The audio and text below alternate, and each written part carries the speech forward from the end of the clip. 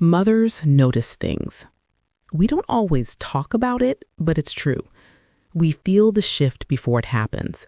The quiet changes in our kids' smiles, the pauses that weren't there before, the distance that creeps in between hugs.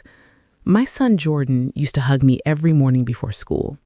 He was 17, tall, awkward, sweet. He'd still bend down a little to kiss my forehead and say, "Love you, Mom," before grabbing his bag. And then one morning, he didn't. At first, I brushed it off. Teenagers change. I told myself that 100 times. Maybe he was just growing up, embarrassed, or too busy. But over the next few weeks, those little things piled up. He started eating dinner in his room, closing his door when I passed by, laughing at something on his phone that he never showed me. And then one day, I heard it.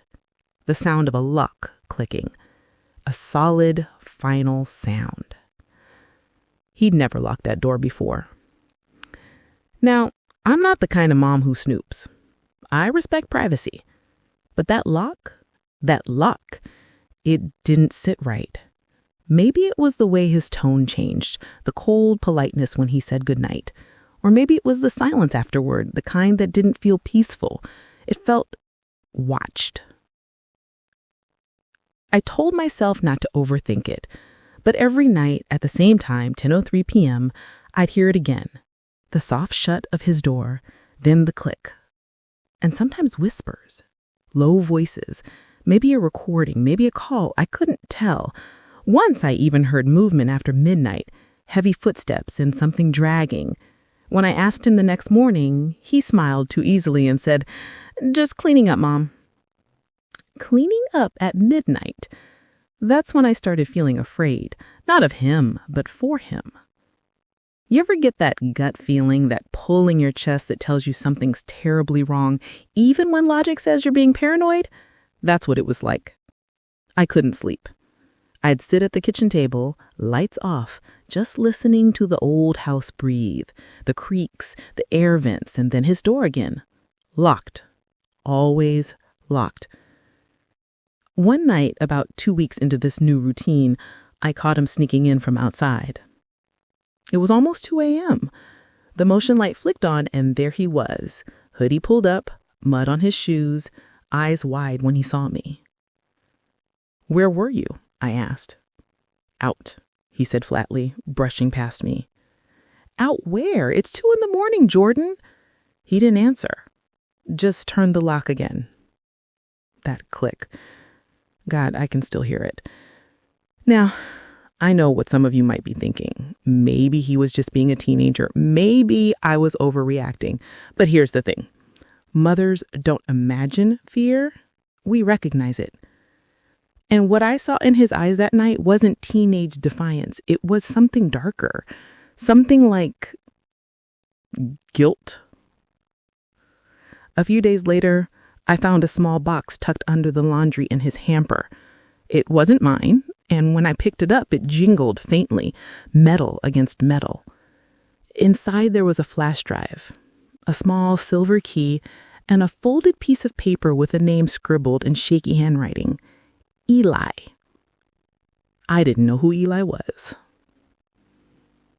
When I asked, he snapped at me for the first time in his life. "Don't touch my stuff," he shouted. And for a moment, his face twisted, not like my son's at all. His eyes were cold, empty. That's when I started keeping notes. Dates, times, anything strange. Maybe it sounds obsessive, but I needed proof that I wasn't losing my mind. Every night at 10:03 p.m., the lock clicked. Every morning, his eyes looked more tired. Every week, the boy I raised baited a little more. I told my sister Mara about it. One evening, she's the kind of woman who laughs through everything, never takes life too seriously. But even she frowned when I explained. "You think he's using drugs?" she asked. I shook my head. "No, he's not high. He's hiding something. What if it's just the girl?" I wanted to believe that. God, I did. A secret girlfriend would have been a relief compared to the dread sitting in my stomach. But the next morning, when I passed his room, I caught a smell. Not perfume, not smoke. Something else. Metallic, like rust and bleach. I knocked softly. "Jordan?" No answer. "Jordan, honey, I need to start laundry." Still nothing. Just the faint hum of something electronic inside, maybe a fan or computer. My hand hovered over the doorknob, heart pounding, and that's when I saw it, the faint glow of light seeping from underneath the door. Not bright, not steady, flickering. I stepped back. I didn't open it. I couldn't. That night, I didn't sleep at all. My mind kept replaying that light, that smell, the name, Eli. Who was Eli? Why didn't my son's voice sometimes sound like he was whispering to someone when I knew he was alone? The next morning, Jordan was gone before sunrise. His bed was unmade, window cracked open, and his backpack missing.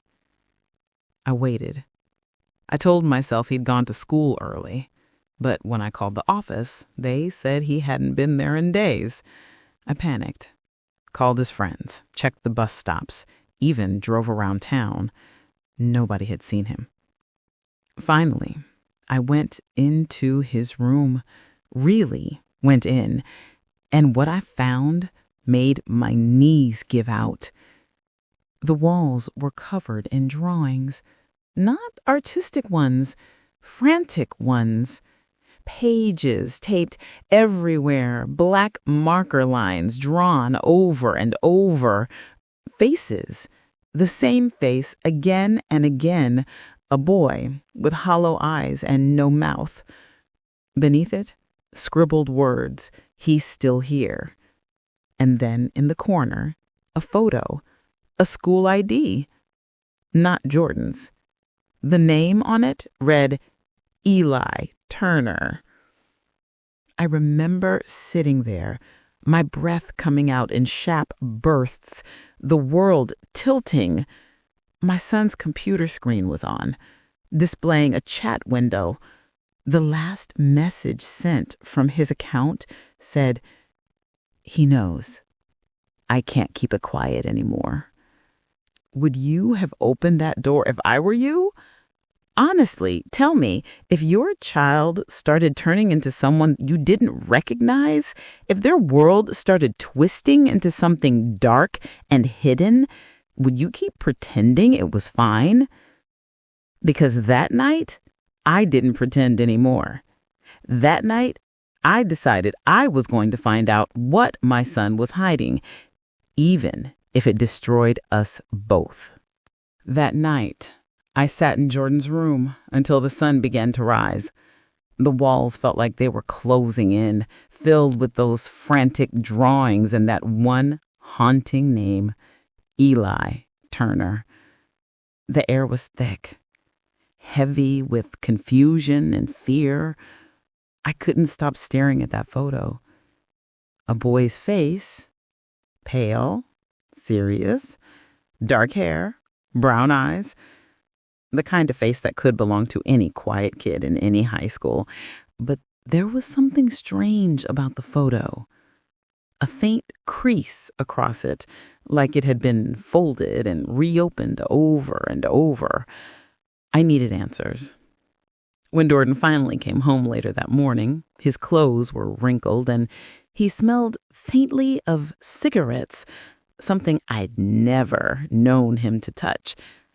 I tried to stay calm, but my voice came out sharp. "Where were you?" "Don't lie to me, Jordan. I called the school. You haven't been there all week."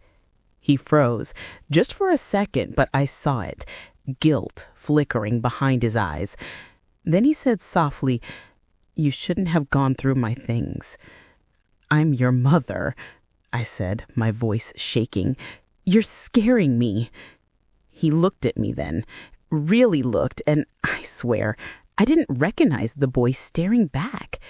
His jaw clenched, his face twisted with something between anger and shame. You wouldn't understand. Try me, I whispered. He opened his mouth, then closed it again. And then without another word, he turned and locked the door behind him. That sound, that click, hit me harder than any scream could. That was the moment I realized something had taken my son away from me. Not drugs, not rebellion, something deeper. Someone had a hold on him, and whoever it was, their name was Eli Turner. I started digging. The next day, while Jordan was at school, or at least pretending to be, I took the photo and typed the name into every search bar I could find. Social media, school directories, old news articles. And then there it was. A local newspaper clipping from 6 months ago. High school student found dead in apparent suicide. The photo was the same one I'd found in Jordan's room. Eli Turner, 17, same age as my son. My stomach turned cold. The article mentioned bullying, rumors of leaked photos, online harassment, and messages that had driven him to the edge. But no names, no arrests, just another tragic paragraph in a world that moves on too fast. But then something else caught my eye. The comments under the article. Anonymous usernames, cruel words, mocking emojis. And one of them belonged to my son. The username was one I'd seen him use before, a stupid gaming handle he'd made years ago. My hand started shaking as I scrolled. There it was, plain as day. Maybe he couldn't take a joke. I felt my heart drop into my stomach. At first, I refused to believe it. There had to be an explanation. My Jordan would never. But then I remembered the late-night whispers, the anger, the guilt in his eyes, the drawings, the messages. He knows. I can't keep it quiet anymore. It wasn't someone hurting him. It was his own guilt, eating him alive. That realization nearly broke me. I wanted to storm into his room, shake him, demand the truth, but I didn't. Not that night. I just watched him fall apart, and in my mind, I saw Donna Turner sitting alone at her kitchen table, still setting a place for the boy my son helped destroy. That's when I knew what I had to do. Not out of hate, not even revenge, out of something heavier, the need to make things right. Over the next few weeks, I started documenting everything. Every message, every name in that group chat. I printed screenshots, saved files, even took photos of his computer screen. And slowly, a plan began to take shape. Jordan didn't know that I started volunteering at the local community center, the same one Donna attended for grief counseling. I didn't tell her who I was at first. I just listened, sat beside her in silence week after week as she talked about her son, her guilt, her anger. And the more I listened, the more I realized justice hadn't just failed her, it had abandoned her. The school had buried it. The parents had hushed it. Nobody wanted the mess. Nobody wanted to point fingers. So I decided to do it for them. You see, revenge doesn't always come with fire and blood. Sometimes it comes wrapped in truth. And the truth, when it finally surfaces, can burn hotter than anything else. I started small, quiet, calculated. That's the thing about truth. It doesn't need to shout to destroy someone. It just needs to be placed in the right hands at the right time. Every day after work, I'd stop by the community center and sit through the grief group. Donna was always there, hair pulled back, tired eyes, voice soft but steady. She didn't talk much at first, but when she did, every word felt like a wound reopening. She told me how Eli used to make silly videos, how he wanted to study computer science, and how he couldn't understand why everyone suddenly turned on him. One evening after the session, I walked her to her car. It was raining lightly, and she smiled at me in that fragile way that people do when they're trying to hold themselves together. She said, "You remind me of someone." I froze. "Who?" She said, "My friend Theresa. She used to tell me I was too forgiving for my own good." I smiled back, but inside, my chest tightened. I wasn't Theresa. I wasn't forgiving. I was planning. At home, Jordan didn't suspect anything. He thought I had accepted what happened, that I believed his tears and promises to change. He didn't realize that while he slept, I was building a file. I had names, dates, screenshots, the entire web of cruelty laid out like evidence in a courtroom.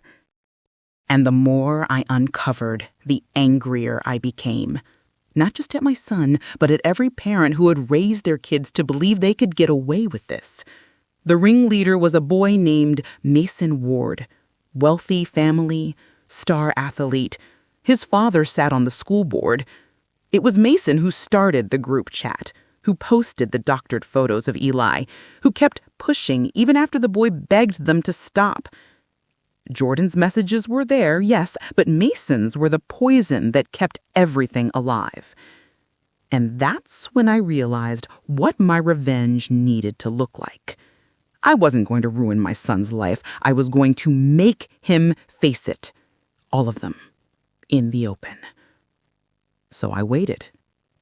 For the right moment. The school's annual memorial service for mental health awareness was coming up. The kind of event where administrators pat themselves on the back for pretending to care. I knew Mason's family would be there. His father was even scheduled to speak. 2 weeks before the event, I mailed anonymous envelopes to the local newspaper, the superintendent, and every parent of a student in that group chat. Inside each envelope was a simple USB drive labeled "The Truth About Eli."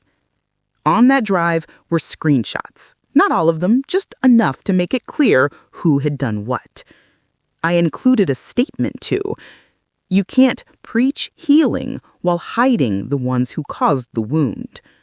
Then I sat back and waited. The morning the story broke, the town lost its mind. The newspaper ran a headline, "Local students linked to bullying scandal that led to a teen's death." Names were leaked. Mason Ward's name was at the top. His father's face was on every screen. The school scrambled to release a statement about investigating the matter fully. Jordan came home from school pale and shaking. "Mom, someone exposed everything." I looked at him. "Someone?" He stared at me, eyes wide. "You didn't..." I didn't answer. I didn't have to. He broke down right there, sobbing harder than I'd ever seen.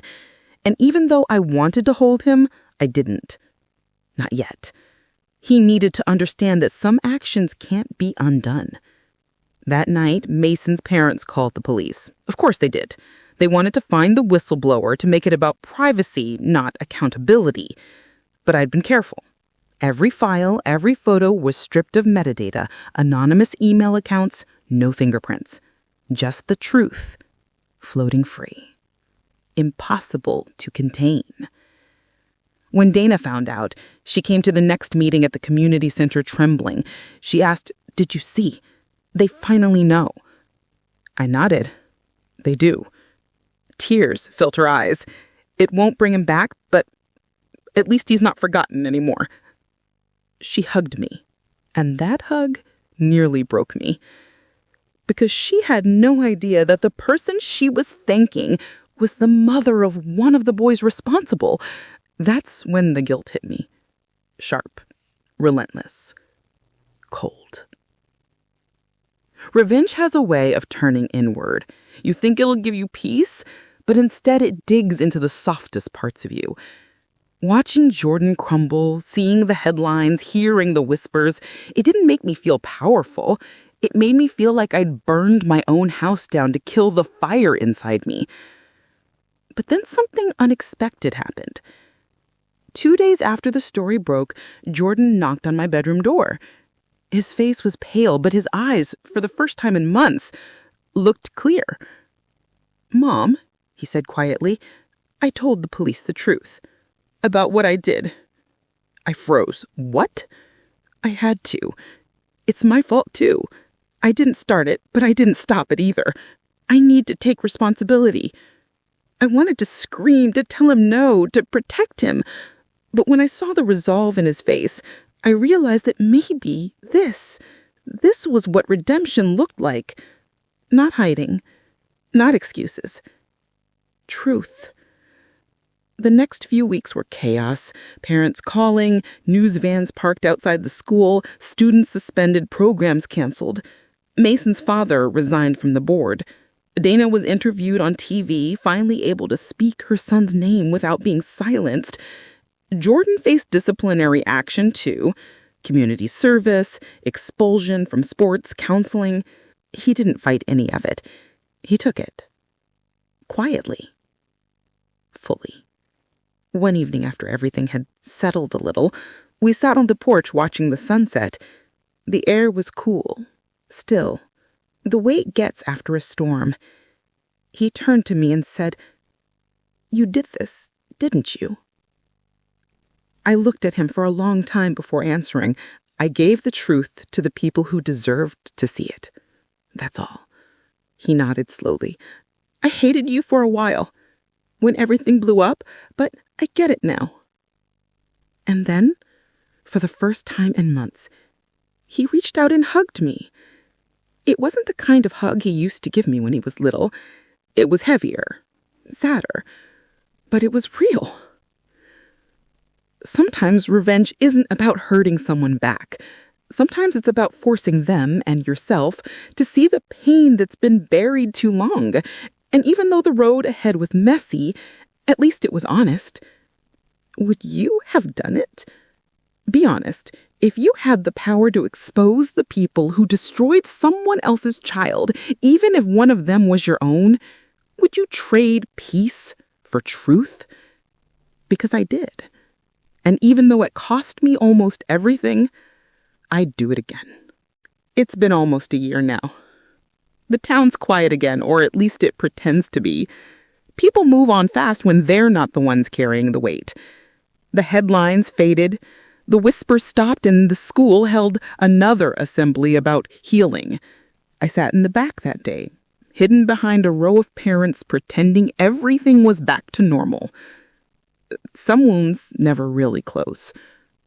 Jordan's different now, softer in some ways, harder in others.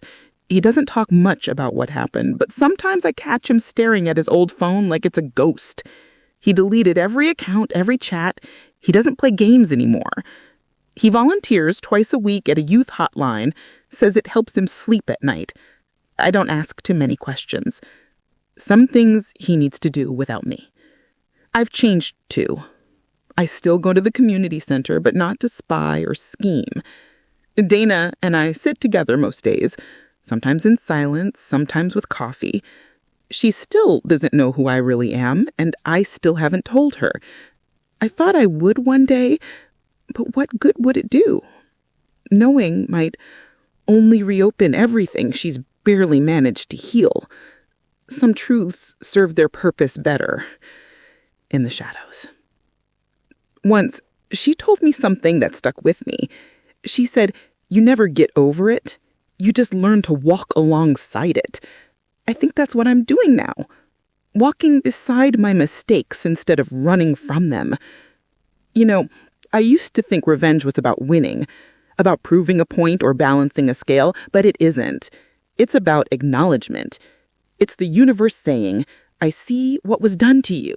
It's justice without permission. There are nights when I lay awake replaying everything.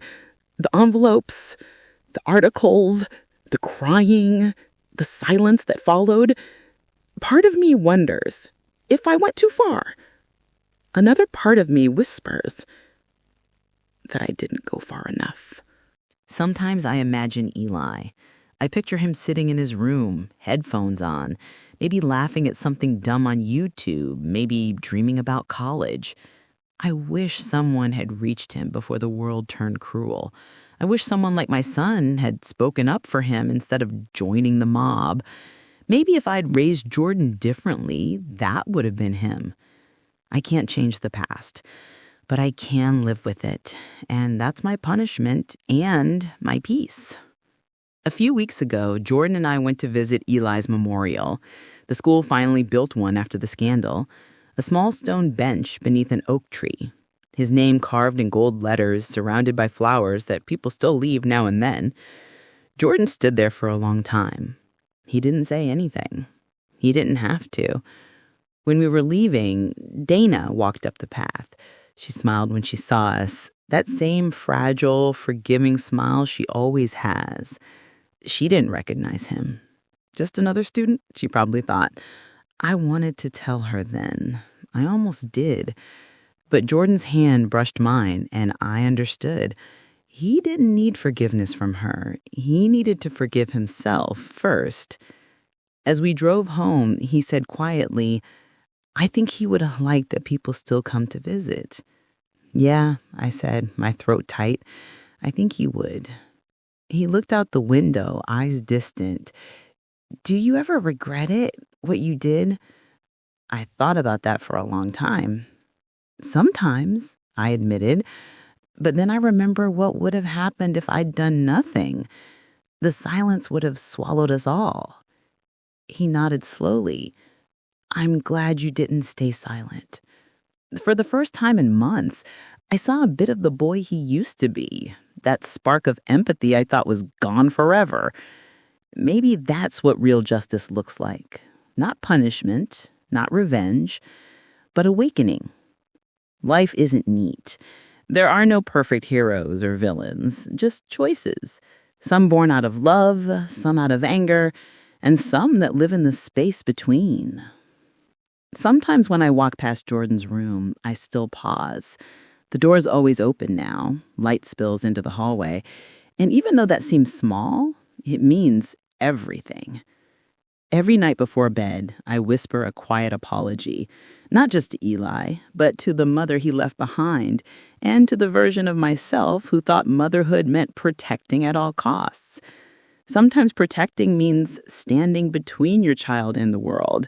Sometimes it means standing between your child and the truth. And sometimes, if you're brave enough, it means holding up a mirror so they can finally see what they've become and who they can still choose to be. You know, when I first started telling this story, I thought it was about revenge. But the longer I live with it, the more I realize it's about redemption, about how pain changes shape when you stop hiding it. So if you're listening to this and you've ever had to make a choice like mine, to expose a truth that could break someone you love, tell me honestly, would you have done it? Would you risk losing them to save who they might become? Because that's what I did. And even though the silence after was deafening, it was honest. And for me, that's enough. So that's my story. I don't know if what I did makes me a good mother or a terrible one, maybe a bit of both. But if there's one thing I've learned, it's that silence can be just as cruel as the act itself. Truth doesn't fix everything, but it stops the rot from spreading. Some nights, I still wake up around 10:03 p.m., the time I used to hear that door lock. It's strange how the body remembers fear. I'll lie there in the dark, listening to the quiet, waiting for that click that never comes anymore. And in that silence, I feel something close to peace. If you've made it this far, tell me something. What would you have done in my place? Would you have buried the truth to protect your child? Or would you have pulled the world down around both of you to make things right? Be honest. I read your comments and I want to know. And to every parent listening, pay attention to the small things. The closed doors, the sudden silences, the secrets that don't make sense. Sometimes it's nothing. Sometimes it's everything. Because love isn't about pretending they're perfect. It's about being brave enough to see them when they're not. Thanks for listening to my story. If you want more true tales of justice, revenge, and redemption, stories that make you question what you would have done, don't forget to subscribe, leave your thoughts below, and share this with someone who needs to hear it. And remember, sometimes revenge isn't about getting even, it's about finally being seen.